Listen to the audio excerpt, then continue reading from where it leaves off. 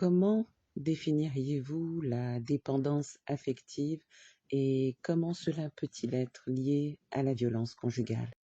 C'est récurrent. Dans les violences conjugales, on a souvent un problème d'attachement qui est beaucoup trop fort. Des femmes qui sont battues, mais qui ont développé pour leur bourreau un attachement qui est limite le syndrome de Stockholm. En fait, il y a différents facteurs qui contribuent à cela. Et c'est vrai que vu de l'extérieur, c'est assez inexplicable. Mais en fait, quand on est sur le terrain, à force de récurrence, on cerne très vite les dénominateurs communs d'une situation à l'autre. Il y a une récurrence dans les cas de violence conjugale et d'attachement. C'est que les victimes, en fait, les femmes qui sont victimes de ces violences, développent avec le temps une espèce de, c'est assez étonnant, d'empathie pour leur agresseur. Elles sont prêtes à tout pardonner, tout leur excuser. J'ai vu des cas mais hallucinants. J'interviens à 5 heures du matin sur un gars qui est en train de tabasser la femme à 100 sous un pont, il n'y avait aucun témoin. Moi, j'étais en train de m'entraîner. À l'époque, je faisais 6 heures d'entraînement par jour.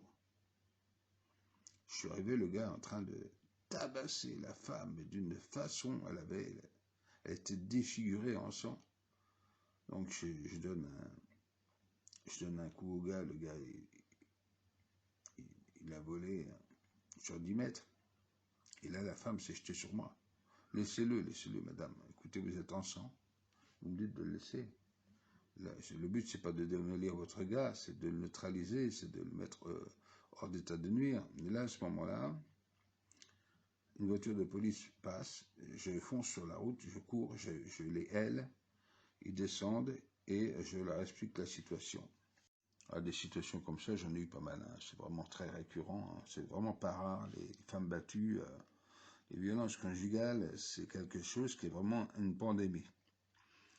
Et voilà la femme qui se met à crier non, non, laissez-le, laissez-le. Vraiment, elle prenait tout sur ses épaules. Mais c'est un cas d'attachement. C'est un cas d'attachement où la femme, finalement, s'est retrouvée piégée à en perdre toute lucidité. Piégée parce que elle est dans un isolement social total. La première chose que fait un agresseur récurrent, c'est d'isoler sa proie. Et elle n'a plus la force. Elle n'a plus la force. Elle n'a plus les moyens, l'entendement pour prendre du recul par rapport à cette situation. Parce qu'elle a été manipulée émotionnellement parlant. Voilà, ils ont des techniques de manipulation émotionnelle pour faire croire à leurs victimes qu'elles sont responsables des violences et qu'elle ne pourra pas s'en sortir sans lui. Ce sont des manipulateurs nés, ces gens-là, des immatures. Lorsqu'ils sont avec la femme et qu'ils la tabassent, c'est tellement facile. Ils ne sont pas si bêtes que ça, ils savent très bien qui est en face d'eux.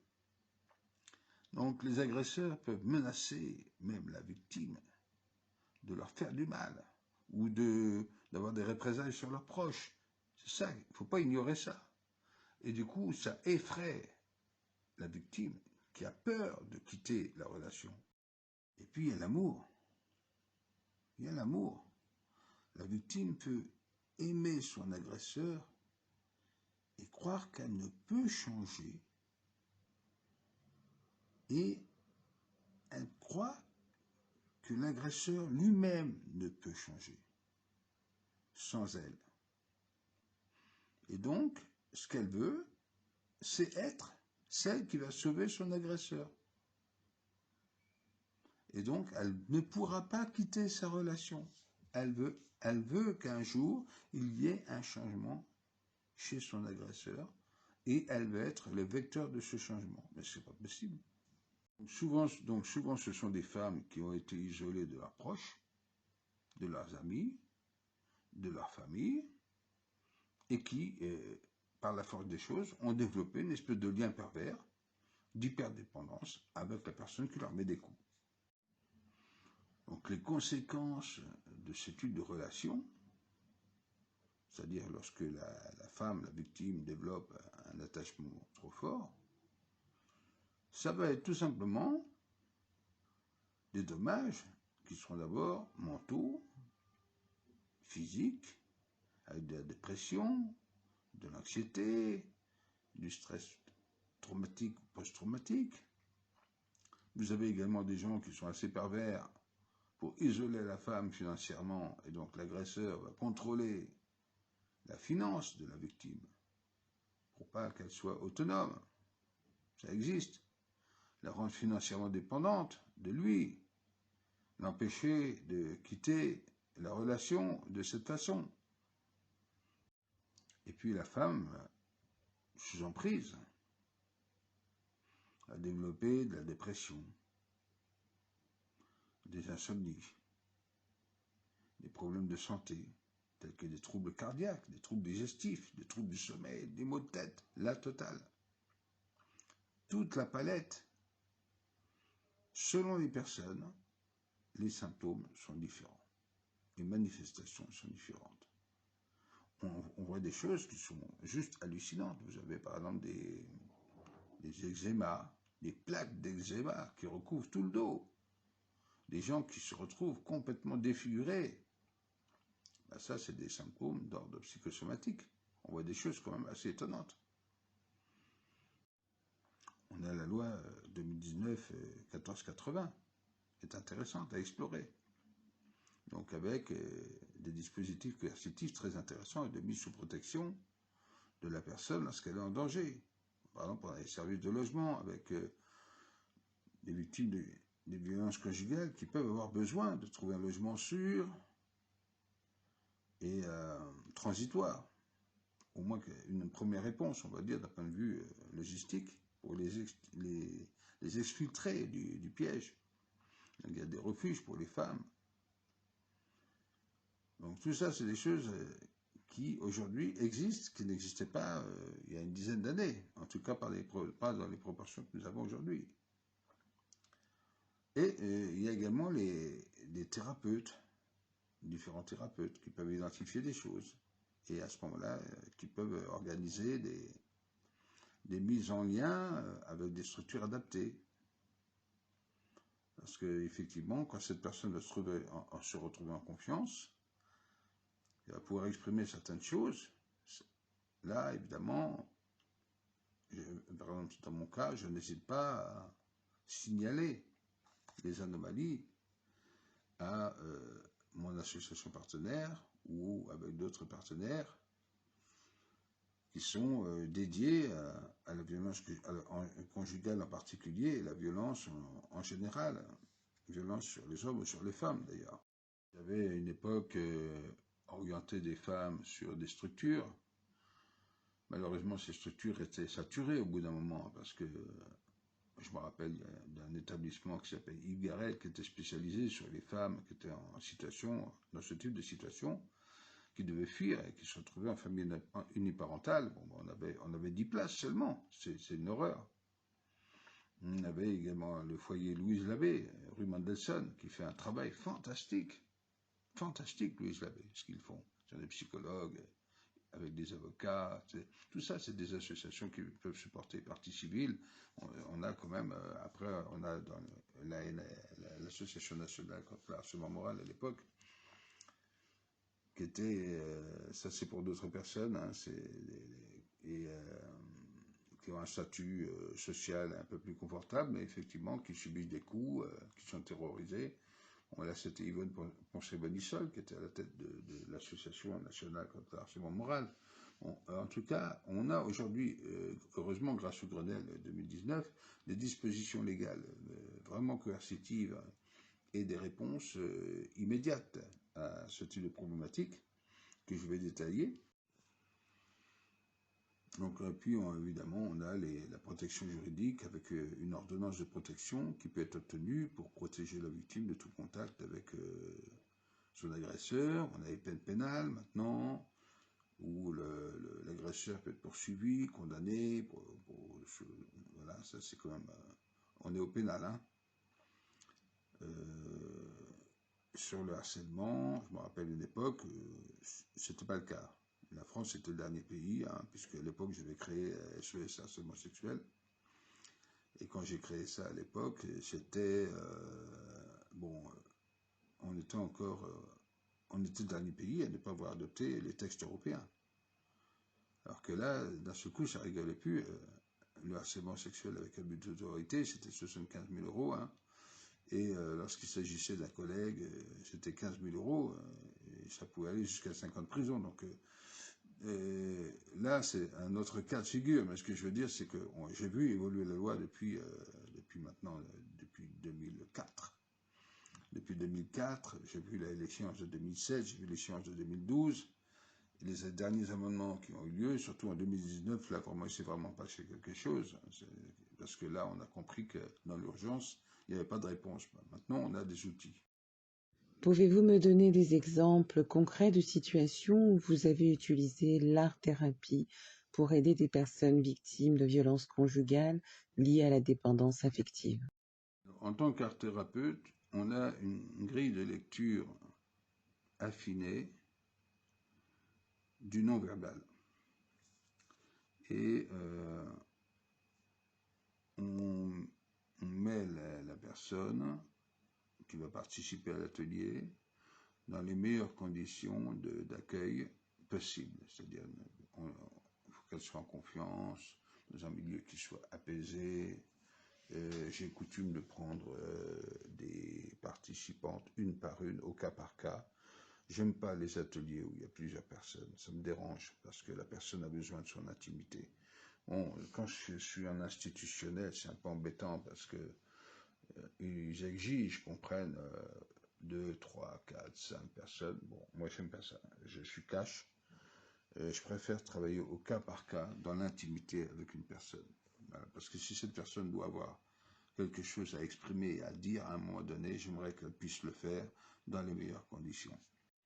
Alors ce sont souvent des gens qui vivent dans une bulle de souffrance, de non-dit,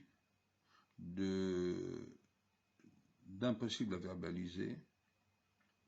Et là, il faut être éveillé, avoir du discernement, pour pouvoir lire un petit peu les signes comportementaux qui parlent à la place des mots. Comment l'art-thérapie peut-elle aider une personne victime de violences conjugales liées à une dépendance affective à surmonter cette situation? Vous avez par exemple des gens qui vivent un petit peu de façon isolée socialement, qui sont irritables. Des personnes qui sont parfois même agressives comme ça, on ne sait pas trop pourquoi. Ça m'est arrivé dans mon dernier atelier, j'en avais 2, qui étaient d'une agressivité pas possible. Et finalement, après, c'était des femmes caramel, quoi, gentilles comme tout. Mais au départ, elles avaient une agressivité, c'était une horreur. Mais il a fallu gérer.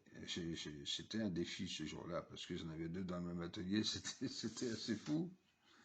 Et finalement, après, j'étais tellement content de me dire, mais toi, t'es un magicien. Je dis, non, je suis pas magicien, c'est pas ça, il fallait le temps de la connexion. Et puis, bon, elles ont des troubles somatiques, des maux de tête qui arrivent régulièrement. Il y en a d'autres qui ont des troubles du sommeil, des troubles digestifs, des troubles de la sexualité, des troubles de mémoire, des troubles de l'attention. Tout y passe, hein. En fonction des personnes, on a vraiment toute une palette comme ça qu'il faut pouvoir identifier. On a des gens qui sont effrayés, anxieux, qui ont du mal à se concentrer, qui sont tout de suite irritables. On ne sait pas pourquoi sur la défensive. Ça, c'est des signes. Vous avez des gens, franchement, on a l'impression qu'on va les battre.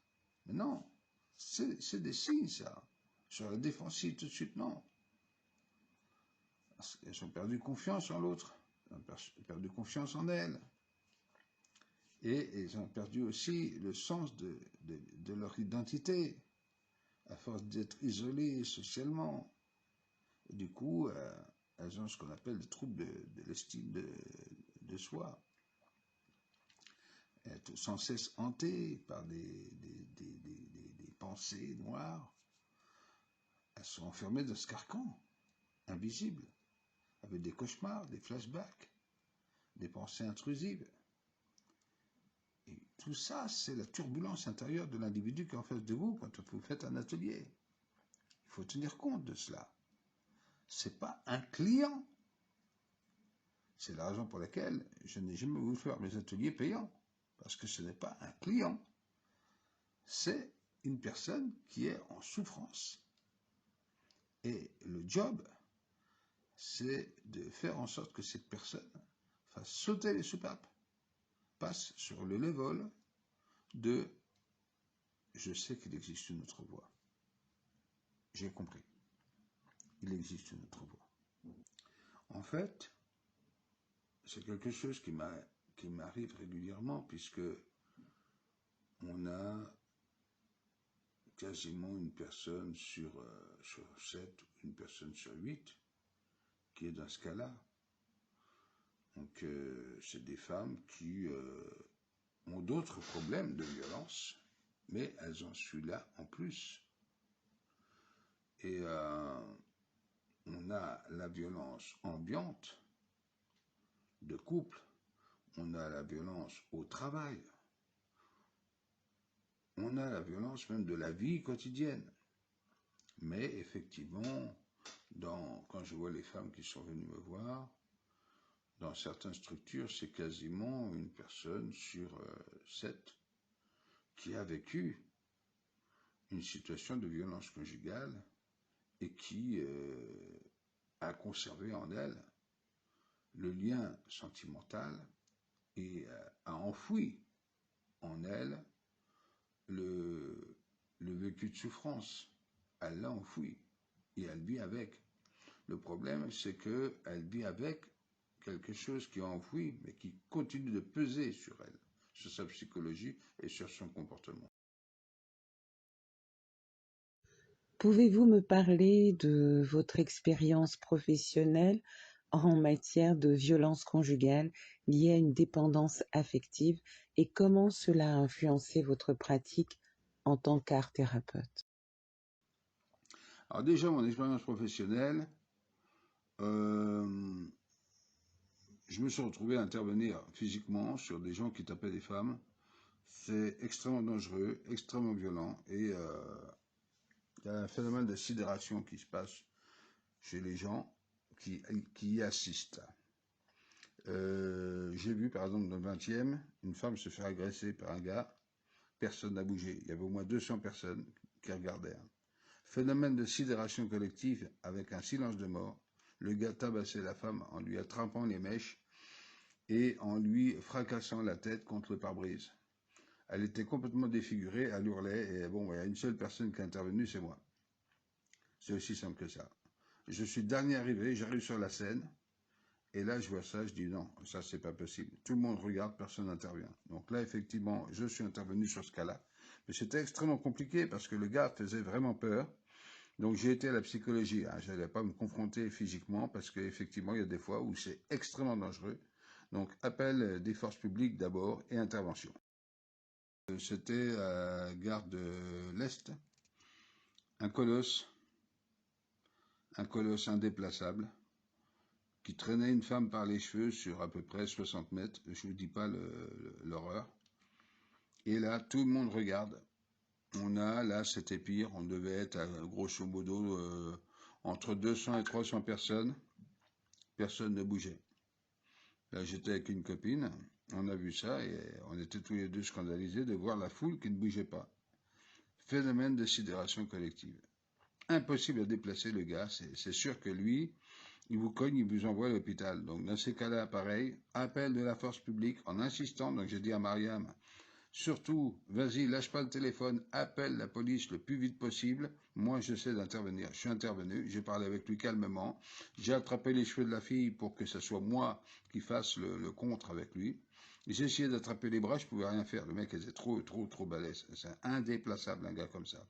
Il m'a redonné des coups, moi je suis handicapé, je me retrouvais à l'hôpital. Mais malgré tout, j'ai réussi à contenir les cheveux de la fille pour pas que ça tire sur la racine du cuir chevelu.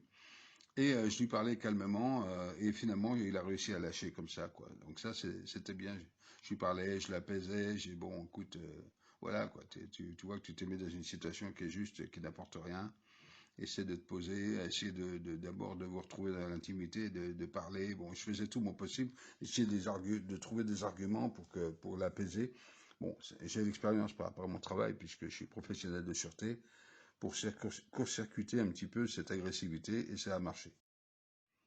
Alors, en art-thérapie, comme je le disais, lorsque j'ai affaire à des cas comme ça, c'est des cas très durs de violence conjugale liée à la dépendance affective ou autre. De toute façon, comme je le dis, le travail en groupe peut être sympa parce que c'est des femmes entre elles, chacune avec leur souffrance, leur parcours de vie difficile. Donc, dans ces cas-là, elles se rassurent entre elles quelque part, hein. Et donc là, j'essaie de trouver des choses marrantes, ludiques. Voilà, je vais sur le terrain du ludique. Je ne veux pas sur le terrain de la thérapie pure et dure. Non, non, là, on est là pour s'éclater, on est là pour s'amuser, on est là pour délirer. C'est la récréation. Et le but, c'est vraiment de détendre les esprits, d'emmener une ambiance qui soit, voilà, cool. Une petite collation. C'est un peu festif tout ça, des fois même. Mais on arrive à des résultats qui sont complètement étonnants, hein. Je pense que la bonne approche, c'est ça. C'est vraiment utiliser les voies détournées et jamais y aller en frontal. Quel conseil donneriez-vous à une personne qui se sent victime de violences conjugales liées à une dépendance affective ou qui souhaite recourir à l'art-thérapie? Ça peut être bien qu'elle vienne accompagnée d'une copine à elle, de sa meilleure copine par exemple. Ça peut être chouette. Voilà, la meilleure copine arrive, elles vont faire toutes les deux un tableau. Ça, c'est des choses que j'ai régulièrement fait et ça marche. Donc, elles sont toutes les deux, vont faire un tableau en commun, ou elles vont faire chacune un tableau, toujours dans cet esprit de dérision, de rigolade, de cet esprit ludique. Et finalement, la magie opère, hein. Au début, bon, il y a toujours l'accueil qui doit être très soigné, avec beaucoup de déférence, beaucoup de respect. On offre une petite collation, on amène la personne vraiment à être à l'aise. La copine est complice, et évidemment, puisqu'on a pris le temps d'en parler.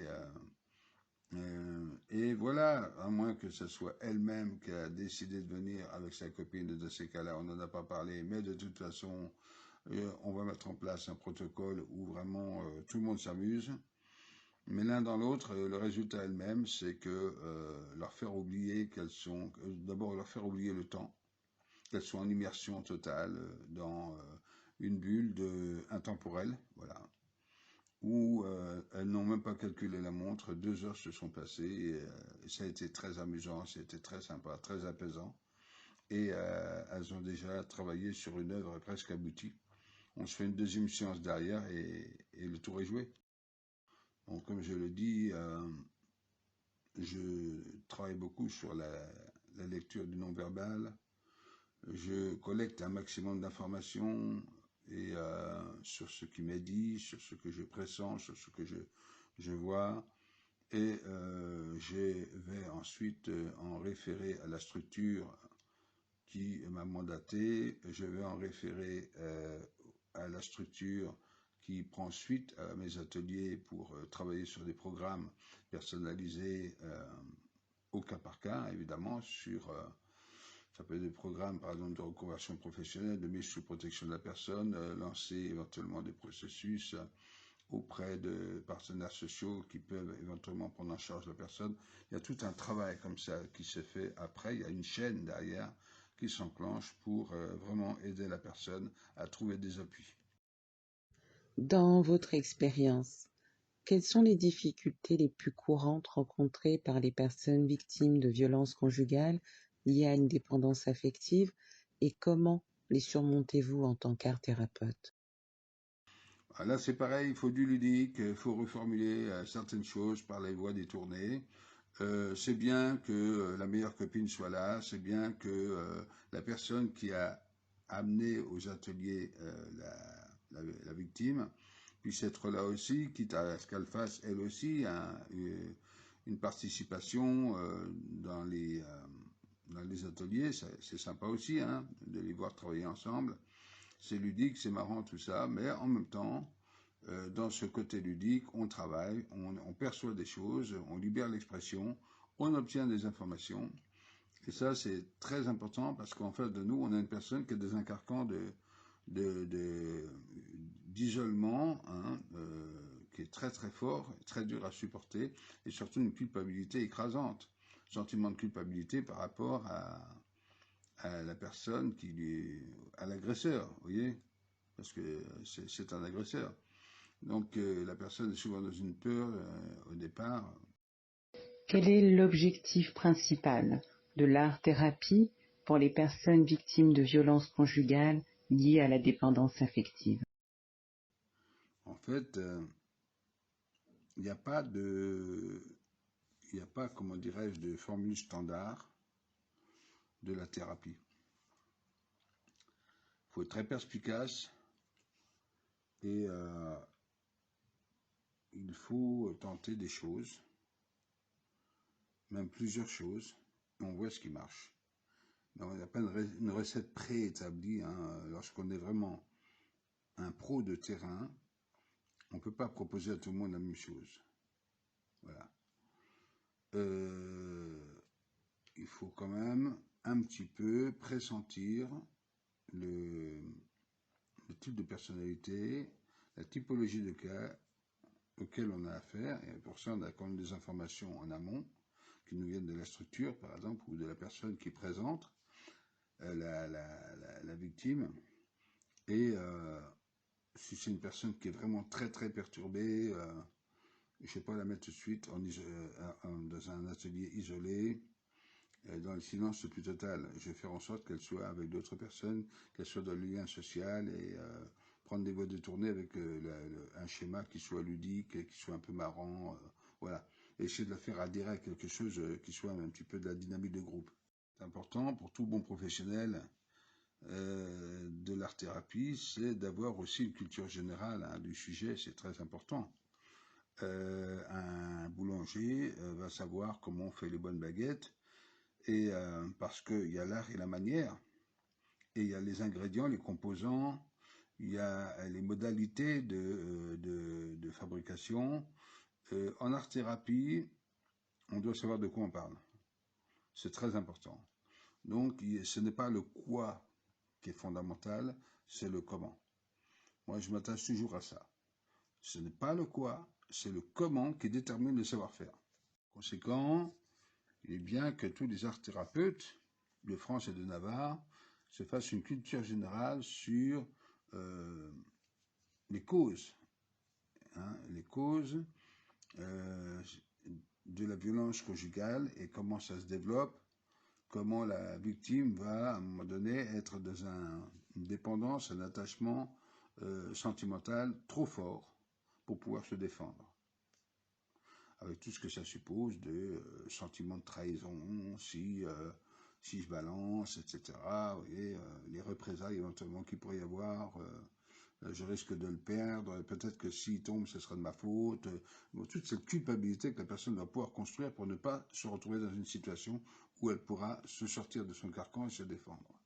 Après, il y a des composantes, hein, qui sont les composantes de croyance, les composantes de la trame sociale et éducative et éducationnelle de la personne, voire religieuse, où effectivement il y a des canaux comme ça, qui sont extrêmement étroits, où la personne a grandi, est complètement enclavée là-dedans, et effectivement, ça va renforcer la culpabilité de la personne. La famille qui va s'en mêler, mais qui ne va pas défendre la personne, au contraire, qui va la culpabiliser, c'est toute une histoire. Les trahisons qu'il peut y avoir en interne, qui vont faire que quand elle va vouloir s'en sortir, bah, finalement, il va y avoir des fuites, on va la balancer. J'ai vu un peu tous les scénarios, hein, j'ai vu des choses complètement impensables. Hein. Donc des femmes qui subissaient des choses, et le fait qu'elles aient voulu en sortir et qu'elles en aient parlé, la personne a vendu la mèche, toute la famille s'est mise dessus, et c'est reparti pour un tour. Il y a vraiment des scénarios catastrophes, il faut faire extrêmement attention, et c'est pour ça que la personne, faut qu'elle vienne. Moi, j'aime bien qu'elle soit accompagnée de personnes de confiance, qui viennent pour elle, parce que là, effectivement, c'est déjà beau, quoi. Il y a vraiment quelque chose qui s'est enclenché dans le bon sens. Sinon, c'est vrai que faut vraiment, vraiment, vraiment être attentif et avoir une vraie culture du sujet, sur les causes vraiment qui amènent une personne à être dans cet attachement trop fort pour pouvoir se défendre. Et les facteurs peuvent contribuer à ce que la personne développe un attachement, mais vraiment pathologique.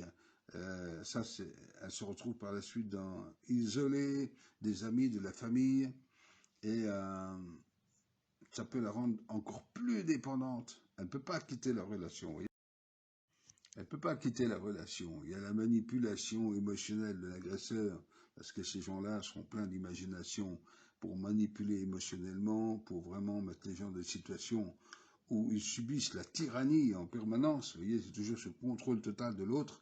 L'autre est devenu la proie. Vous voyez, donc tout ça, c'est des choses qu'il faut appréhender. Et donc, cette manipulation émotionnelle, elle est là pour faire croire à la victime qu'elle est responsable des violences et qu'elle ne pourra jamais s'en sortir sans l'agresseur. Donc tout ça, c'est extrêmement pervers. Et puis il y a la peur, tout simplement, la peur. Parce que ces agresseurs menacent, portent atteinte à l'intégrité mentale et physique de la personne, mais également aux proches, éventuellement, qui pourraient s'interposer. Donc il y a des menaces de représailles, et tout ça, évidemment, ça va d'autant plus culpabiliser la personne. Donc il y a des gens qui ont cette culture-là, de la tyrannie. C'est assez étonnant. Après, il y a le fait que la victime peut avoir un amour un peu comme dans le syndrome de Stockholm, vous voyez. Et là, c'est pareil, pour quitter la relation, bah, c'est juste extrêmement compliqué. Donc c'est pour ça que tous ces facteurs-là sont très complexes. Et le pire, c'est que ces facteurs peuvent s'entrecroiser les uns avec les autres. Donc c'est pas simple du tout. C'est pas simplement le fait de faire un petit tableau et on a fait la petite séance. Non, il y a derrière ça tout un travail d'analyse, de lecture, de compréhension de l'autre dans son non-dit. Et il faut être extrêmement patient.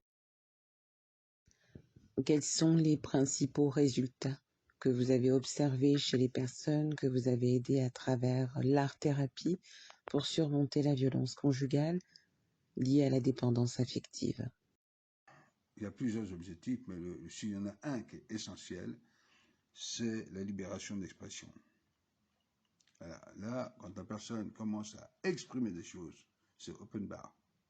Là, il faut s'engouffrer, il faut vraiment s'engouffrer dans la brèche et mettre en place des protocoles de suivi interstructure autour de cette personne. Aujourd'hui, on a quand même des outils légaux, ne serait-ce que la loi 2019-1480, qui est intéressante. Et je crois que c'est le 28 décembre 2019 ou 28 décembre 2018, à vérifier.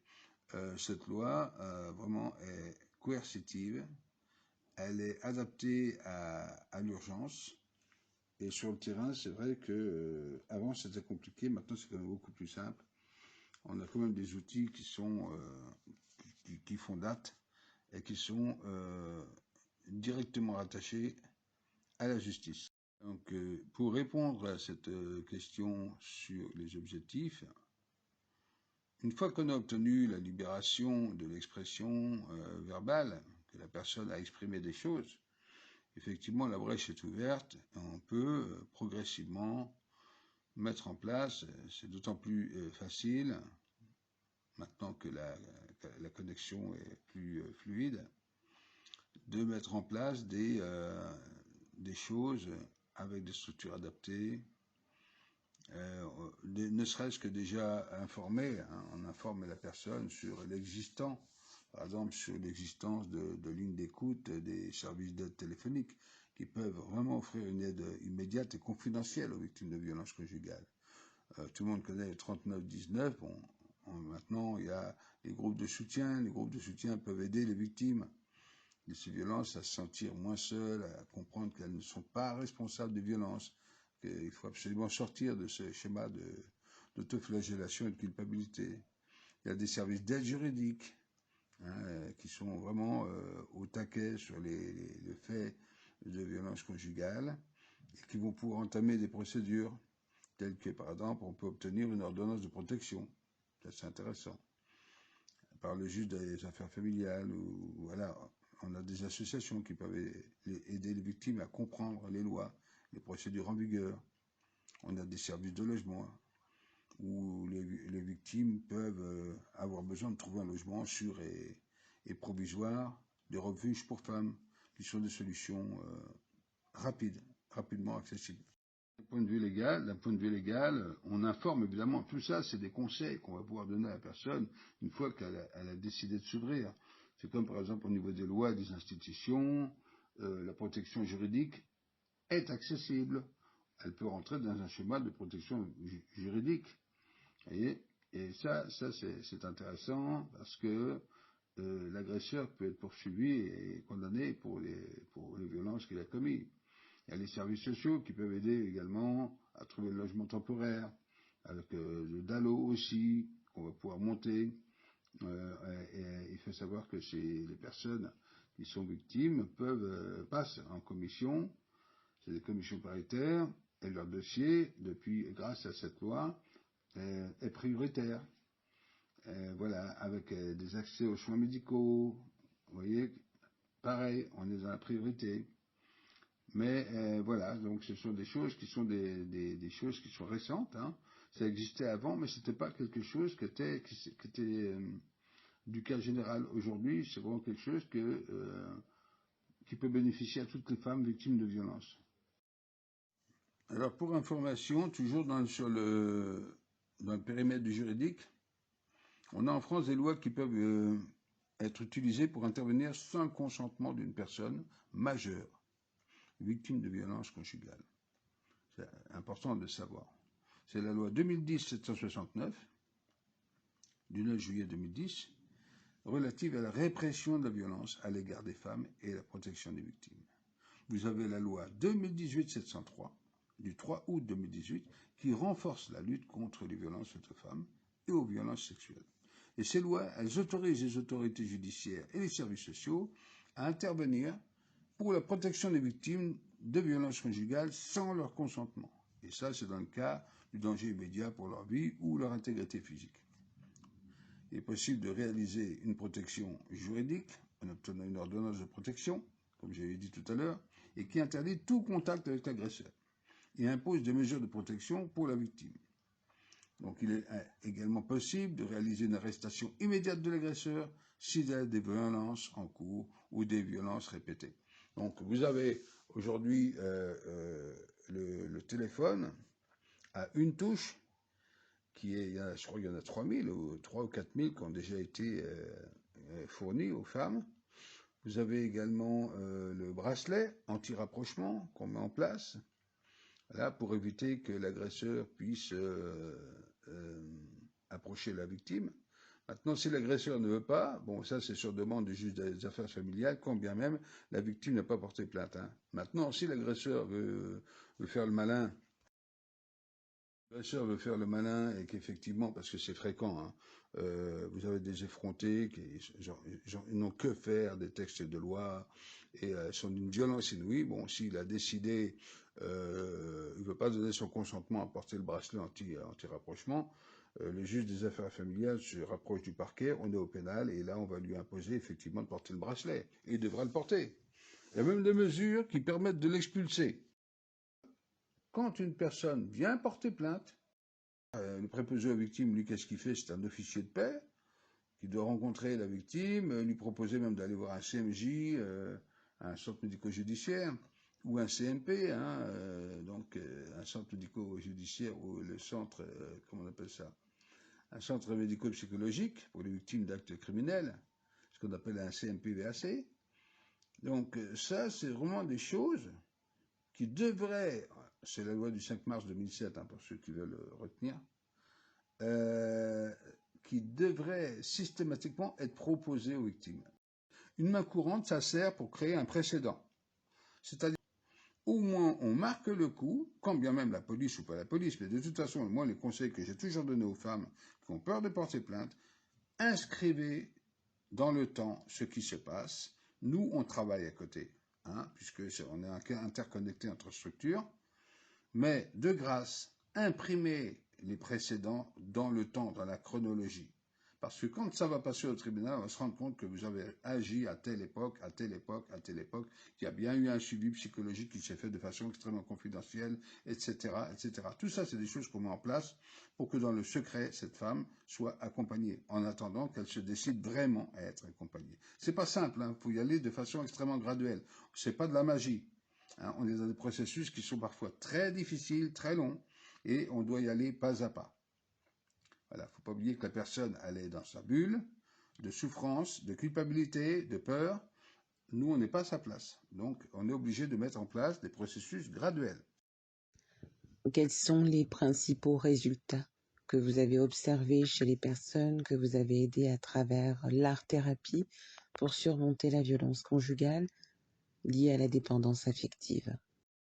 Des femmes qui ont pu se retrouver à perdre leur emploi, à être dans l'absentéisme, tellement d'absentéisme que la personne se retrouvait d'abord sans argent parce qu'elle était contrôlée financièrement. Au niveau du boulot, absentéisme en permanence. Une fatigue, mais alors, la personne était dans un état de, comment je peux dire, d'épuisement, parce que elle dort pas assez, elle est stressée, elle fait des crises d'angoisse.